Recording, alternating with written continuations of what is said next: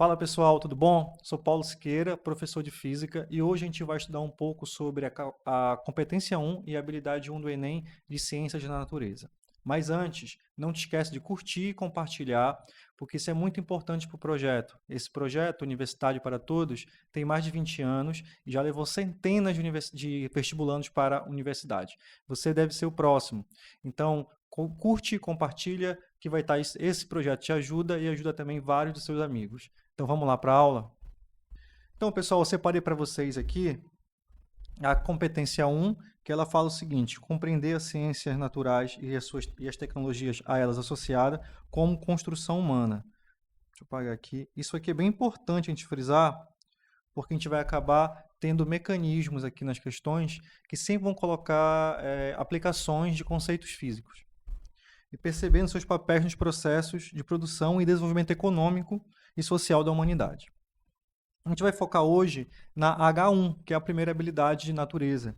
Ela fala aqui sobre reconhecer e caracterizar. Então, a gente tem que conseguir ver um fenômeno e reconhecer ele. Qual seria esse fenômeno? Fenômenos ou propriedades ondulatórias ou oscilatórias. Então, é muito importante tu conseguir saber os conceitos dos fenômenos ondulatórios e, tendo os conceitos, a gente vai conseguir reconhecer eles de diversas formas. Então, o próximo passo agora é a gente falar um pouquinho sobre quais são esses fenômenos. Bora para o primeiro desses? O primeiro fenômeno que a gente tem aqui é a reflexão. A reflexão eu vou usar como ondas, para ficar um pouco mais fácil, mas ela... Imagina, a gente tem um raio aqui refletido, uma onda sendo refletida nessa região aqui. Deixa eu trocar a cor para vermelho, para ficar um pouco mais tranquilo. A gente tem uma onda que ela chega, bate numa superfície e ela retorna para o mesmo plano de onde ela saiu. É que a gente tem que se preocupar com a lei da reflexão, onde o ângulo de incidência vai ser igual ao ângulo refletido. Mas o mais importante para ti, nesse momento, é saber algumas aplicações dessas. É muito comum a gente fazer analogias disso, fazer exemplos com sonares, e tanto um sonar para uso pesqueiro, quanto para saber um radar de questão de aviões e tal, quanto também em questão de animais. A gente tem morcegos, golfinhos que usam ecolocalização. Tudo isso é com base em reflexão de onda. Eles emitem uma onda, essa onda bate em algum obstáculo e retorna. Eles fazem isso de forma natural, eles calculam o tempo de ida e volta dessa onda e com isso eles conseguem mensurar a distância. Em algumas questões aparecem para te ter noção disso, para te conseguir calcular qual é essa distância dessa onda, do emissor até o obstáculo. Como é que a gente faz isso? Tem esse exemplo aqui. A gente tem uma fonte emissora. Essa fonte emissora, ela dispara uma onda. Essa onda bate aqui nesse objeto e ela é refletida. Tudo bem? Então a gente percorre esse espaço, essa distância, duas vezes. Então é como se fosse o cálculo da velocidade média, mas multiplicando a distância por 2. Então a gente tem essa equaçãozinha aqui. Quando ele fala para ti de reflexão e peridistância em relação aos objetos. Tá bom? Essa é uma forma deles te cobrarem isso. O segundo conceito que a gente tem é refração. A refração é quando uma onda, pode ser mecânica ou eletromagnética, ela passa de um meio para o outro. Então, ou seja, ela sai da água, do ar para a água ou da água para o ar. É muito, muito clássico a gente ter esse exemplo aqui, que é o exemplo do lápis quebrado, quando a gente coloca alguma coisa dentro d'água. O que acontece com essa onda eletromagnética ou onda mecânica quando sai do meio 1 para o meio 2? Ela sofre variação de velocidade e de comprimento de onda. A frequência dessa onda fica constante, não sofre alteração. Tá? Em alguns casos, ela também vai sofrer um desvio, que é o que caracteriza esse tipo de imagem. Em alguns casos. Por que eu estou te falando isso? Porque se tu olhar com um ângulo de 90 graus, de cima para baixo, tu não vai ver esse desvio. Mas se tu olhar com ângulos menores que 90 graus, tu acaba vendo esse desvio na refração. Tem a lei de Snell que rege essa refração, porque tu tem um ângulo de entrada e um ângulo de saída para esses raios. Mas o que vem mais sendo cobrado do Enem ao decorrer do tempo são aplicações disso. Quais são algumas aplicações que são bem, já vieram em alguns momentos? Uma dessas é quando alguém vai pescar, é o local aparente daquele objeto. Então, quando a gente olha, tem essa figura clássica aqui. Quando a gente tem um observador olhando para um peixe num lago, o peixe aparece levemente acima da posição real dele. Isso é graças à refração. Então, eu tenho aqui, olha, imagine um feixe de luz entrando, e a gente vai olhar, ele vai sofrer um desvio até o peixe aqui embaixo. Mas, para a gente, de forma aparente, a gente vai ver o peixe um pouco mais acima, bem aqui. Isso é devido à refração. Caso caia uma questão perguntando para ti onde é que o peixe está, onde é que a posição real do peixe, o peixe vai estar um pouco mais abaixo do que o peixe real, do que aquela imagem dele. Ou caso contrário, ele te dá o local do peixe real e te pergunta aonde está a imagem, ela vai estar um pouco mais acima. Isso sempre acontece quando tu tem um meio menos refringente, que seria o ar, para o mais refringente, que é a água. Quando é o contrário, quando a gente sai da água para o ar, o conceito vale, só que o contrário do que a gente está estudando aqui.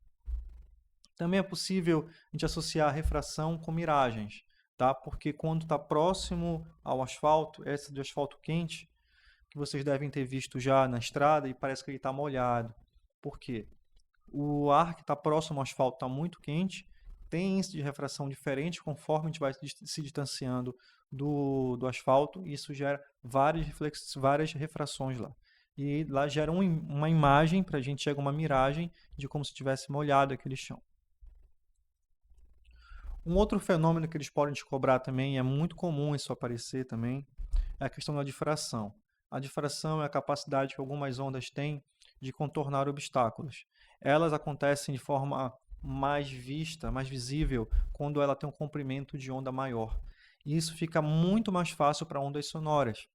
Então, é a capacidade que uma onda sonora tem, ondas também eletromagnéticas têm, só que em escalas muito menores, de contornar o obstáculo. Então, o que acontece? Tem até o desenho aqui do menino falando por cima do muro. Na verdade, é como se a onda sonora estivesse contornando esse muro e chegando até o outro ouvinte. Então, a onda sonora consegue passar por baixo de frestas de porta, por janelas, por mínimos buracos. E assim a gente consegue escutar o outro lado. Uma outra também que a gente tem aqui é a polarização. O que é a polarização? A gente tem uma onda, a onda visível aqui, a luz visível, ela vibra de várias formas, na vertical, na horizontal, de forma tridimensional. E a polarização é quando a gente usa um filtro polarizador para deixar essa luz mais organizada, vamos dizer assim.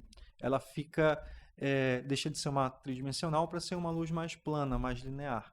Aqui a gente tem um exemplo, esse exemplo 1, onde eu tenho alguém mexendo numa corda, e ela está vibrando essa corda em 3 direções, e quando passa pelo filtro polarizador, essa corda se organiza. E tu percebe que ela fica bem direitinho a forma como ela está vibrando. Eu também tenho aqui um exemplo aqui embaixo, onde no ar eu tenho a vibração em 3 direções, vertical, horizontal e diagonal. Quando eu passo pelo filtro, ela me deixa numa única direção, que é a vertical. O que é que a gente pode fazer, como funciona na vida real isso? A gente pode ter aqui, como tem aqui no lado, filtros polarizadores. Quando eu passo a luz por um filtro desse, eu consigo ter um tipo de filtragem. Se eu coloco 2 filtros perpendiculares, 90 graus cada um deles, eu paro de ter luz passando, que é o caso aqui do centro desses 2 filtros. Nesse centro eu tenho os dois filtros em ângulos de 90 graus. Então é como se eu tivesse filtrei a primeira vez e eu colocasse um outro filtro F, só que agora na diagonal. Então eu mato essa variação na vertical também.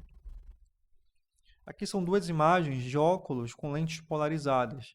Quando tu está passando por um lugar que tem muita luz, que é o caso do primeiro, tu percebe que tu vai ter essa anomalia aqui, tu vai ter muita luz espalhada. Com a lente polarizada, já dá uma organizada na imagem, a imagem fica mais bonitinha. Esses óculos são usados muito quando tu vai viajar, um óculos escuro polarizado facilita muito na estrada, para te não ter tanta interferência assim na tua visão. Mas um outro lugar que eles são usados bastante, que tem uma aplicação, é no cinema 3D, onde lá na tela, aqui embaixo, vocês podem ver que aqui está até meio embaçado a foto desse Frankenstein. Por quê? Ali na tela tem duas imagens sobrepostas, uma para ser visualizada pelo olho direito e outra pelo olho esquerdo. Então, cada lente daquele óculos que a gente usa para enxergar o cinema 3D tem um filtro para enxergar só aquela imagem. Então, perceba aqui que esse lado que eu vou chamar de A deixa passar só a imagem azul desse exemplo. E o B passa só a imagem verde. Então, o que acontece? Eles servem como polarizadores, são duas lentes que filtram as imagens que a gente quer olhar. Tá bom? Isso é uma aplicação. É muito comum. Nessa habilidade, ele te dá um contexto de uma aplicação e te perguntar qual é o fenômeno a ela associado. Um outro fenômeno também que tu tem que saber é o de interferência. O interferência, tu deve ter passado por algum lugar, no carro às vezes, está numa estação de rádio, passa muito próximo a outra estação, a uma antena de rádio e sofre interferência. Entra um chiado ali pelo meio. O que acontece? Essa interferência ela pode ser de duas maneiras, ou construtiva ou destrutiva. Quando é que cada uma dessas acontece? A gente tem numa onda normal, numa onda transversal, que é mais fácil para a gente analisar, que uma onda transversal tem essa característica, a gente tem essa altura que a gente chama de amplitude.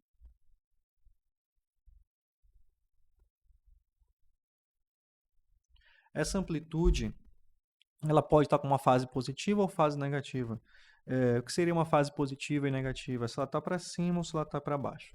Tá? A gente chama isso de fase. O que acontece? Quando as fases coincidem, então, ou seja, eu tenho duas fases positivas passando, eu vou ter uma interferência construtiva. E o que acontece com isso? Eu tenho um aumento da minha amplitude, eu tenho um aumento da energia dessa onda. E com isso, eu vou ter um reforço, vou ter uma onda mais forte. Ou eu posso ter o caso contrário, que é quando a interferência é destrutiva. É quando elas não coincidem as fases. É quando uma vem com a fase positiva e a outra com a fase negativa e passa. E ali tu vai ter uma subtração entre essas amplitudes. E tu pode chegar até ter uma interferência destrutiva total, onde tu não vai ter som nenhum ou informação nenhuma passando por ali. Eu coloquei aqui um fone de ouvido, esses novos, porque muitos deles têm cancelamento de ruído embutido. O que é o cancelamento de ruído? Ele capta do som ambiente, aquele som de ar-condicionado, aquele som proveniente de um ruído constante, ele capta e ele reemite dentro dele mesmo, dentro do software que ele tem, do hardware que ele tem, de maneira com fase defasada. Então, assim, ele consegue eliminar aquele ruído que tem naquele momento, porque ele pega a fase que está chegando e ele pega e replica ela ao contrário. Então, quando ele passa, ele tem uma interferência destrutiva. Um outro caso também que a gente tem é a ressonância. O que é a ressonância? Tudo está vibrando no universo. E essa vibração, cada objeto tem uma vibração natural. Quando tu consegues entrar em vibração, igualar essa ressonância natural, essa vibração natural daquele objeto, tu acaba entrando em ressonância. É como se, imagina que tem alguém num balanço e tu dá um totozinho no balanço, ele vai, tu bate mais uma vez, ele vai e volta, vai e volta. A cada totó ele vai ficando mais, ele vai cada vez mais longe e volta cada vez mais próximo de você. Então o que tu está fazendo é igualando uma frequência com a do balanço. E o que acontece quando o aumento iguala a ressonância? Tem um aumento na amplitude. O que seria amplitude? Bora imaginar aqui que a gente tem o nosso balanço. Aqui é o ponto zero. A amplitude é esse ponto máximo ou mínimo que o balanço consegue ir. E por que tem uma imagem de uma taça quebrada? Porque se tu alcança muito esse padrão de ressonância, é capaz de tu quebrares a taça ou algumas outras coisas. Tem história de uma ponte famosa nos Estados Unidos que não fizeram estruturas para que ela vibrasse. Tá? São algumas junções que tem, então ela acabou entrando em ressonância com o vento e acabou quebrando. A ressonância magnética é um exemplo de aplicação de ressonância. Aqui nesse aparelho tu tem um grande campo magnético que acaba alinhando os átomos do teu corpo e com isso gera uma imagem. É uma imagem muito precisa e a gente usa isso para fazer diagnósticos de algum tipo de doença. O último efeito que a gente precisa saber é o efeito Doppler. O efeito Doppler é uma mudança aparente da frequência. Tu deves ter visto várias vezes uma ambulância passando e o barulho que ela faz quando ela está chegando e quando ela está indo embora. Quando ela vem chegando, parece que o barulho está mais fino, está mais agudo. E quando ela está indo embora, o barulho fica mais grave. Isso tem a ver porque a fonte está se mexendo. Quando a fonte está indo ao encontro de quem está escutando, tu tem uma aparência no aumento da frequência. Tá? E quando ela está se afastando da fonte do observador, tu tens uma aparência da frequência estar ficando mais baixa. Se a frequência está baixa, ela está mais grave. Eu botei aqui uma referência da cultura pop, que é o Sheldon Cooper, do The Big Bang Theory, onde ele se fantasia em um episódio com essa roupa que imita um espectro do efeito Doppler. Mas esse é o momento para a gente exercitar e ver como é que eles podem cobrar isso de ti no Enem. Essa aqui é uma questão que caiu no PPL de 2020. Faz um tempinho, mas ela dá para te ver bem como é que vem esses exemplos. Vou ler para vocês aqui. Alguns cinemas apresentam uma tecnologia em que as imagens dos filmes parecem tridimensionais, baseadas na utilização de óculos de 3D. Após atravessar cada lente do óculos, as ondas luminosas que compõem a imagem do filme emergem vibrando apenas em direção vertical ou na direção horizontal. Isso parece muito com o exemplo que eu dei naquele momento anterior. Com base nessas informações, o funcionamento do óculos 3D ocorre pelo meio do fenômeno ondulatório de A. Difração. Lembra que a difração é a capacidade de uma onda contornar obstáculos e é muito mais fácil a onda sonora nesse espaço macro contornar os obstáculos. Então, não é isso. A dispersão tem a ver com a dispersão da luz. Chega a luz branca dentro de um prisma e ela é dispersa em várias outras cores. Sabe que a luz branca tem 7 cores. Então, não tem relação.